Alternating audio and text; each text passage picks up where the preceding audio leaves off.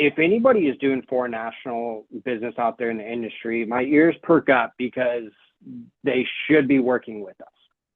And the reason being, our foreign national program is one, you'll see that it can go up to 75% LTV. But what really makes this a qualifying factor is I don't need credit reference letters. I don't need US dollars to be seasoned. I can wire funds from overseas directly to title. So all of the hassles that you possibly experienced with foreign national business in the past really alleviates all of those. And we're just qualifying our collateral and our assets on a down payment, and that's pretty much it, right? You have 6 months of reserves. If the borrower is, let's just say, for example, they're South American, right? We do a lot of Colombians here in South Florida. Out west might be a different nationality. They can leave those funds in a foreign bank account, right? And have them wired directly to title. So most lenders are going to require credit reference letters, or you need to move them into US dollars.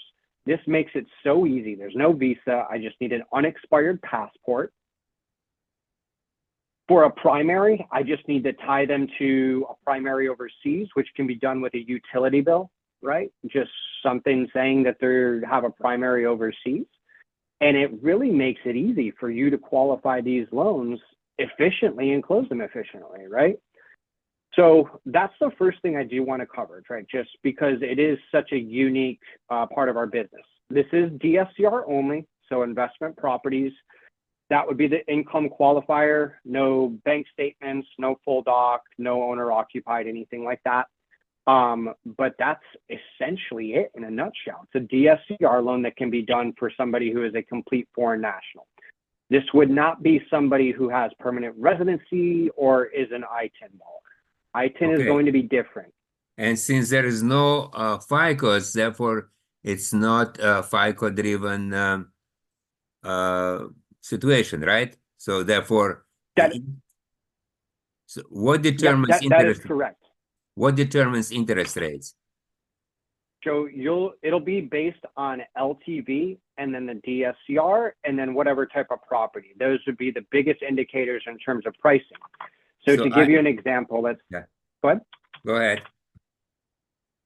So I was just going to give you a quick example of this. And with a DSCR loan, you're going to have a prepay. So that would indicate the pricing as well.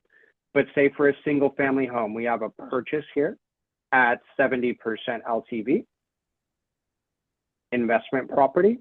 I'm going to flip this to foreign national. DSCR is our income method. DSCR at 1.0. For credit, we just put in 680. There's no credit score required, but that would just be the qualifying metric in terms of pricing here. We have 6 months for our reserves, and then you'll see here our prepay we can change, and our pricing will adjust with this. Series 1 is always going to be the program for foreign national, and you'll see here a 5-year prepay at 70% LTV is at 7.25 with a small credit coming back to it. So it's literally that easy to go in and price a loan out here. And so to buy down prepay and penalty? Yep. So if you wanted to buy it down, say no prepay, it's going to, our max price with no prepay, there's a max price just because there's a greater chance of that loan being paid off early, obviously with the no prepay. So with this, you're going to have to come in with points, but you could go 7.5 with 2.5 points associated with the loan. If you just move it up to a 1 year, it helps quite a bit. So now it's increased by quarter and increases the cost by 2.5%. Correct. Yep.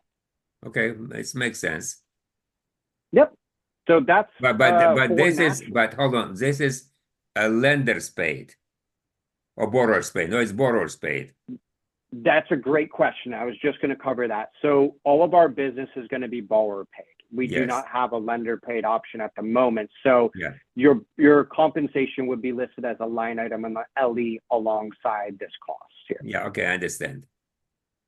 If you wanted to do lender paid, say for example, we'll go back to that 5-year prepay, you'll see if you can cover most of your compensation just with 8.125.